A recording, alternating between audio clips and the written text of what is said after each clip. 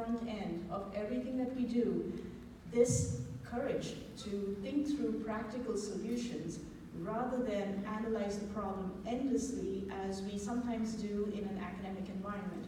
So in that solution finding spirit, or the spirit of discovery, we recognize that we're asking the students to, we're challenging them, we're setting the bar really high.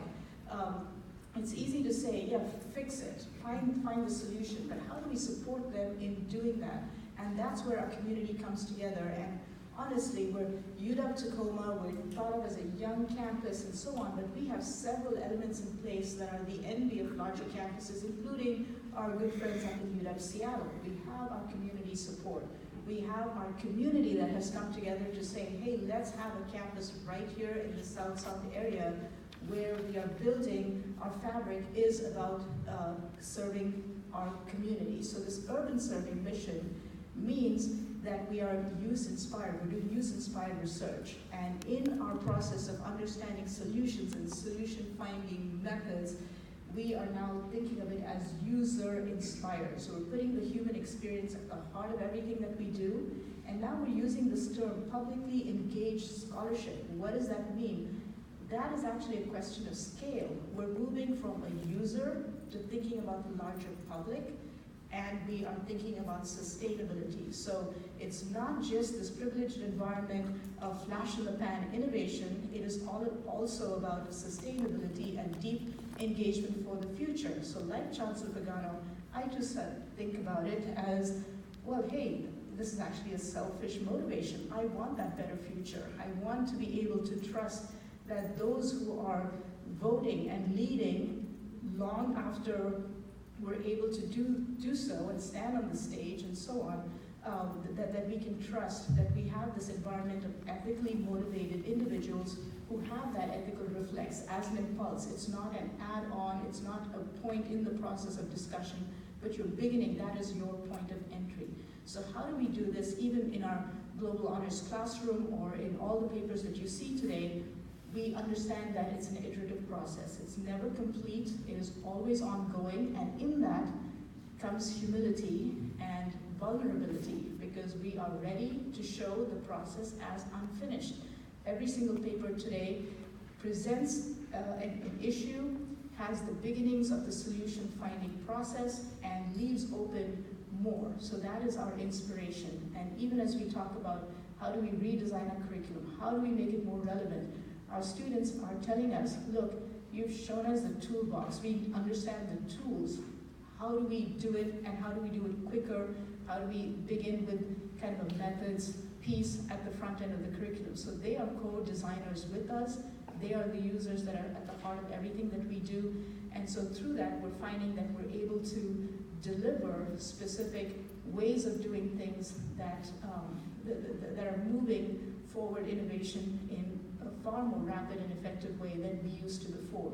So bringing together this design, innovation, and engagement, supporting this initiative, I am so pleased to welcome our keynote speaker today. I want to just run through real quick some of the themes that you will be seeing at this conference. This is already in your conference program, so I won't spend too much time here. We have global innovation and design. We have some really important papers about the environment and sustainability.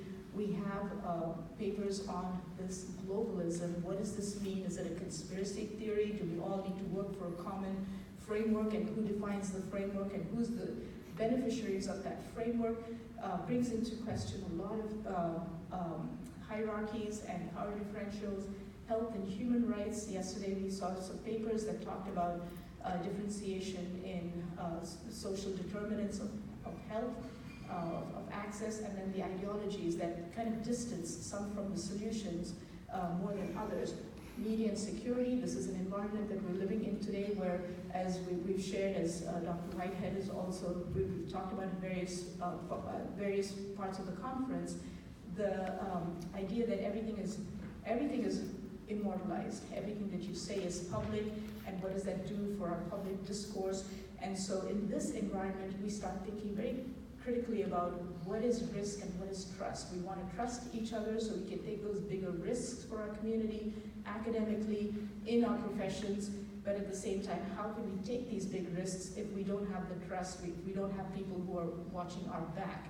And so that's what we're trying to do at UW-Tacoma and at the Institute for Global Engagement, is to build those conditions that allow students to connect deeply with faculty, with one another, with our community, so they know that this is the fabric that I'm coming from, and therefore these are the risks that I can take for our better region.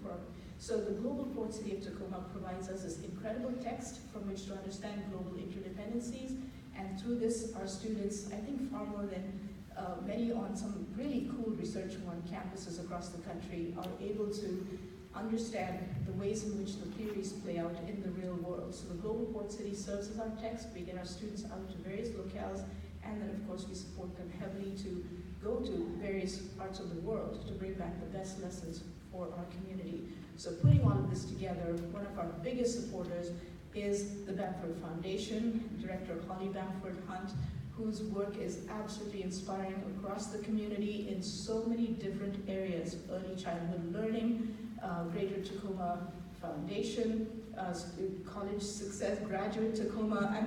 I was actually looking at all of the boards that Holly is on, chairing or participating in, and all the different events that I see her at. I just think, Holly's everywhere, and Holly is on stage as well as helping behind the scenes. And to me, that is just a remarkable model of leadership. So I would like to invite Holly to the stage to deliver our keynote, and just a few words from your bio. All of these other pieces I think are just so incredible that I can speak from the heart, Holly, because you've truly been such a champion for everything that we do with Cal and Joanne and her parents. Following a career in teaching and educational research, Holly currently directs the Bamford Foundation. The foundation's mission is to improve the quality of life of individuals and strengthen communities, and it's implemented through grant making in a range of areas related to lifelong education. Holly holds a BA in English from Princeton University and an MEd in Child Development from the Erickson Institute. She serves on the board of the Children's Museum of Tacoma and chairs the board of the Foundation for Tacoma Students, Graduate Tacoma. So thank you, Holly, and welcome.